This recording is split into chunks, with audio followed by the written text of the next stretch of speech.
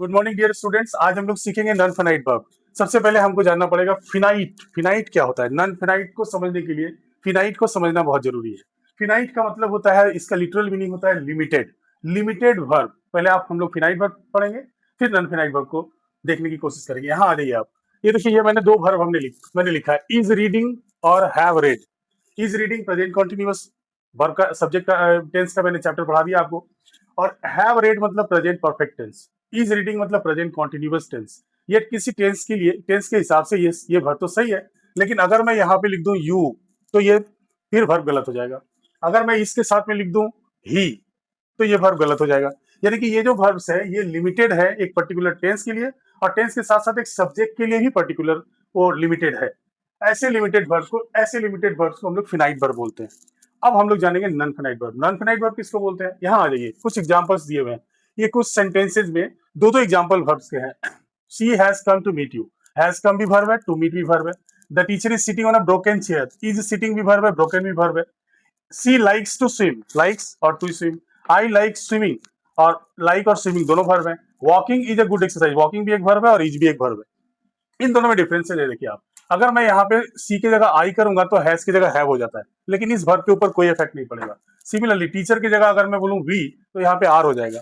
अगर मैं इसी सेंटेंस को पास्ट में ले जाना चाहूंगा तो ये वॉच हो जाएगा, होगा ना। लेकिन इस ब्रोकन पे कोई इफेक्ट नहीं पड़ेगा। यहाँ आप आ जाइए, सी लाइक्स टू स्विम। अगर मैं सी की जगह आई कर दूं तो लाइक्स की जगह लाइक हो जाएगा। अगर मैं इसको पास्ट टेंस में ले जाऊं तो लाइक्ड हो जाएगा। लेकिन टू स्विम पे कभी असर, कोई इफेक्ट नहीं पड़ेगा। ऐसे ही वर्ब जो all those verbs that are underlined with zigzag lines, they are unlimited verbs. They are not limited by tense as well as not limited by the subject. One such verb is called non-finite verb. Non-finite verb क्या है? Non-finite is not limited by subject and tense. बात समझ में आ गई? अब आ जाते हैं हम लोग काइंड्स के ऊपर।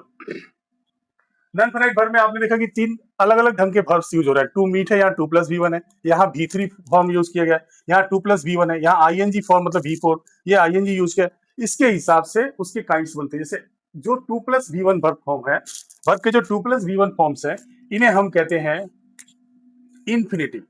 इन्फिनेटिव्स तीन तरह से यूज होते हैं, यूज्ड एज नाउन, एडजेक्टिव या एडवर्ब। जैसे नाउन की तरह देखिए, to walk is a good exercise. यहाँ पे टू वॉक क्या है? सब्जेक्ट है।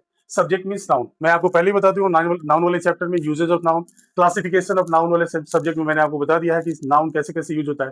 नाउन सब्जेक्ट या ऑब्जेक्ट, यानी कि ऑब्जेक्ट के रूप में यूज होता है। यानी कि किसी भी सेंटेंस का सब्जेक्ट या ऑब्जेक्ट जो होता है वो नाउन होता है। यहाँ पे आप देखिए, टू वॉक सब्जेक्ट है, ये नाउन है। I like to dance, I subject, like verb, और टू डांस क्या हो गया? ऑब्जेक्ट हो गया। तो ये ऑब्जेक्ट है, इसका मतलब ये नाउन है। तो इन्फिनिटिव का यूज नाउन जैसा। फिर adjective, this is water to drink. ये टू ड्रिंक वाटर को डिस्क्राइब कर रहा है। आप जानते हैं जो भी वर्ड जो नाउन को डिस्क्राइब करे वो एडजेक्टिव कहलाता है। तो इस ढंग से ये टू ड्रिंक एडजेक्टिव हो गया। एडवर्ब, इन्फिनिटिव का यूज एडवर्ब की तरह। She is working hard to progress. To progress purpose है, आपको पता है time, place, manner, reason, result, purpose, ये सब क्या होता है? एडवर्ब होता है। एडवर्ब के ऊपर भी मैं एक चैप्टर, एक एक्सरसाइज, एक वीडियो लेकर आऊंगा, प्लीज देखिएगा। तो एडवर्ब क्या है ना, यहाँ पे पर्पज बतला रहा है इन्फिनिटिव, तो ये इन्फिनिटिव हो गया एडवर्ब के रूप में।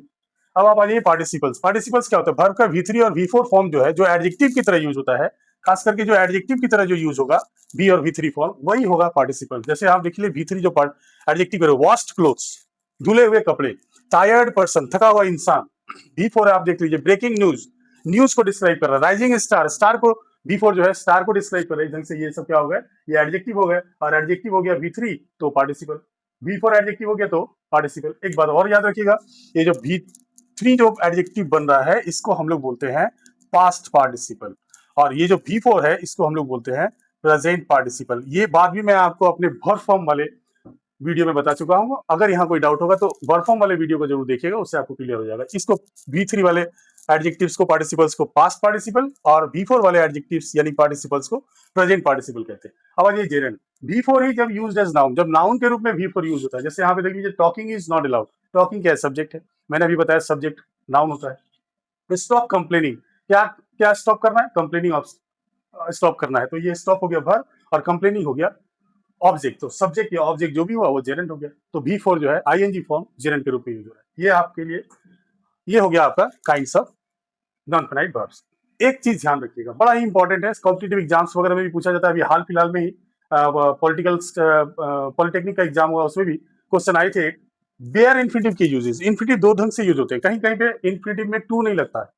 आप ये मिस्टेक कर लीजिएगा कि ये वर्ब का V1 फॉर्म है, ऐसा नहीं है।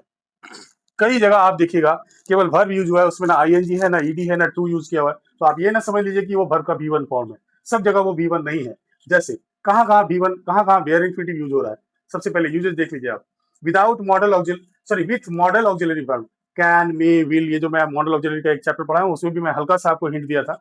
देखिए कैन, मे, विल, इसके साथ जो भी वर्ब यूज हो रहा है वो एक्चुअली बेयर इन्फिनिटिव फॉर्म है। खाली याद रखना है नीड और डेयर के पॉजिटिव केसेस में टू इन्फिनिटिव हो जाता है। I you need to go, I dare to say this. लेकिन अगर हम उसको निगेटिव और इंटरोगेटिव करेंगे, I need not do this, you dare not do this, how dare you do this. तो इस हिसाब से केवल इन दोनों के निगेटिव और इंटरोगेटिव केसेस में बेयर इन्फिनिटिव यूज होता है, बाकी सारे में बेयर इन्फिनिटिव यूज होते हैं। अब आइए with some words of perception, जैसे see, watch, hear, know, feel. I feel it, जैसे मैं यहां रख रहा हूं तो I feel my heart pound, मैं फील कर रहा हूं। I know him go to Patna, मैं जानता हूं कि वो पटना गया है। जैसे कि I saw him do this, I saw him do this, मैंने उसको ये करते हुए देखा। I watch him cross the road, मैं देखता रहा वो रोड क्रॉस कर रहा था, या उसने रोड क्रॉस किया। I watch him cross the road. तो इस हिसाब से V1 बेयर इन्फिनिटिव इसके साथ यूज हुआ। अब आ जाइए with expressions like would rather, had, I would rather die than beg. Had rather, इसके मैं ये करने की बजाय, मैं भीख मांगने के बजाय मरना पसंद करूंगा। I would rather die than beg. यहाँ पे देखिए सूनर देन में भी वही यूज होता है। I I would sooner die than beg. तो इस हिसाब से जो बेग आया वो बेयर इन्फिनिटिव है। इसके अलावा with words like let, make, bid और dare. I dare, how dare you do this. यहाँ पे देख लीजिए let me go, let me do it, let people pass by the road. I bid the servant lay the table. I bid my mommy to serve my food. तो इस हिसाब से bid का V2 bed होता है। तो इस हिसाब से हम उसके साथ भी V1 का इस्तेमाल, बेयर इन्फिनिटिव का इस्तेमाल करेंगे, और कंफ्यूज नहीं होना है कि वो V1 है। इस हिसाब से बेयर इन्फिनिटिव को बिना समझे आप अंग्रेजी के स्ट्रक्चर को अच्छी तरह से नहीं समझ सकते।